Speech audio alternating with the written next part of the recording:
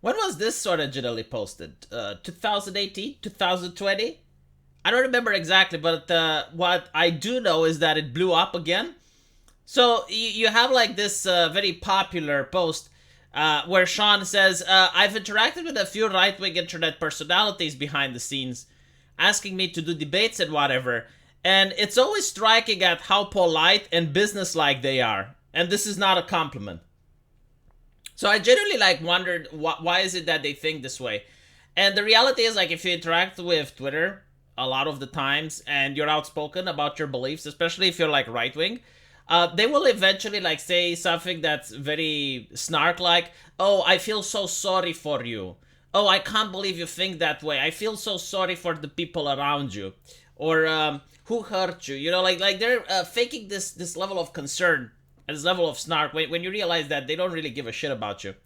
But I do believe that they must think that when other people are polite to them, and especially people they don't agree with, it must be that is the same level of snark and condescension.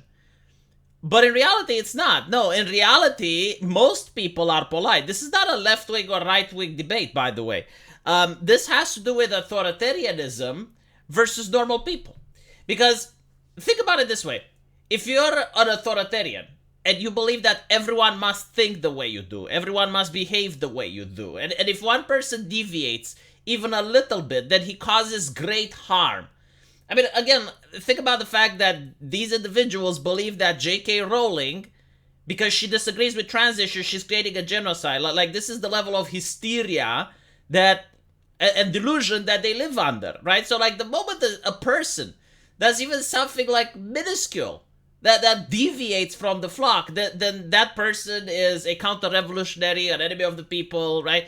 So they can't sleep at night knowing that someone out there is thinking differently. Now, imagine how they think when they have a political commentator, like someone with a platform that can influence millions of people and is spreading ideas that they believe that they are harmful. I mean, they must unironically hate or loathe that person, right? Now, when they meet that person and they have like all this hatred and disdain for them, and that person responds with kindness and politeness, it must mindfuck them.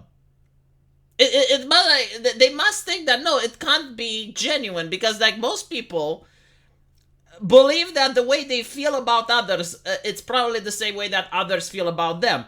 So when they notice that that's not the case, like when you're actually encountering kindness, they must think it's subversive. And by the way, this is also like something very interesting, because social justice activists, they manage to infiltrate institutions by pretending to be nice and kind. Like if you guys remember during the Bush era, when everyone was religious and people who are atheistic or people who are gay were marginalized, the way that they managed to get into mainstream was to say that no, we're tolerant, we're kind, we're compassionate. And this appeals to the audience. This appeals to the normies, if you will. So they must think that right-wingers, like political commentators, they're not actually nice. They must think that we are pretending to be nice, right? So the niceness isn't genuine.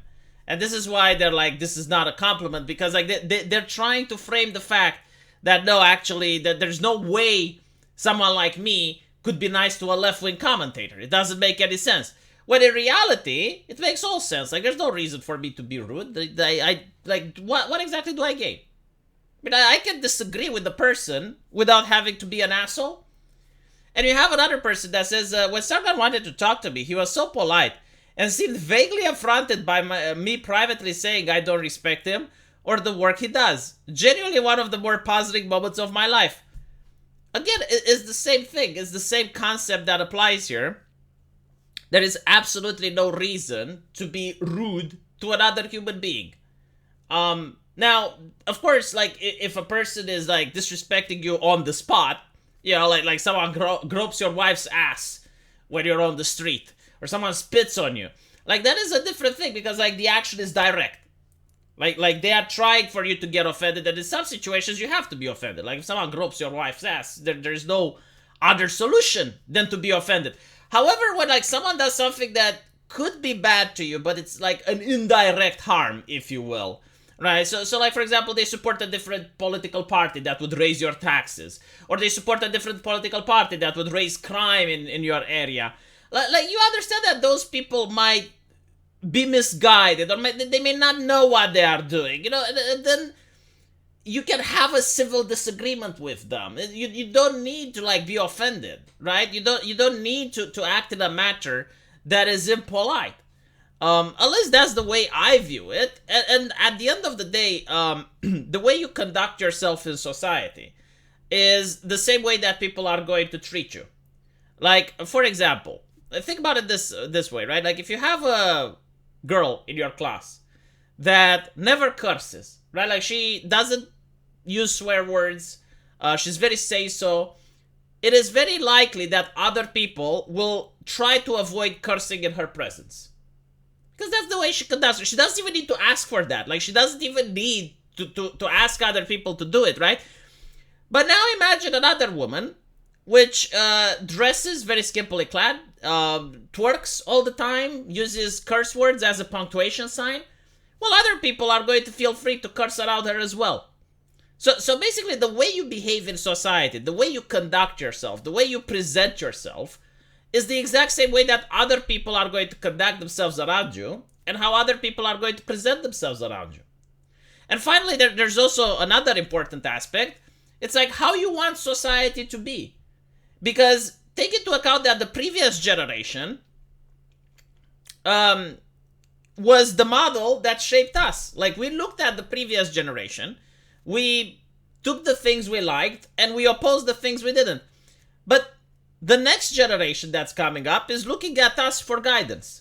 So if you're behaving like a twat, don't be surprised when you're going to be old and other youngsters are going to behave like a twat. And vice versa, if you behave in a responsible manner, if you behave with honor, then you're going to have other people that are going to look at you, and they're going to see how other people are treating you, how you're treating other people, and they may say, okay, well, this is the correct way of living. Like, I would rather live in a society where people are polite to each other than in a society where everyone spits on each other and has nothing but disgust and disdain towards each other. So I genuinely think that this is the case. I made my analysis. Hopefully you guys agree with it. If not, let me know why in the comment section. But yeah, I don't think it's a left-wing, right-wing issue. I genuinely think it's like an issue with trying to control how other people think, and if people don't think exactly the same way you do, you can't sleep at night type of issue. So let me know what you guys think, and as usual, I will see you in the comment section. Take care.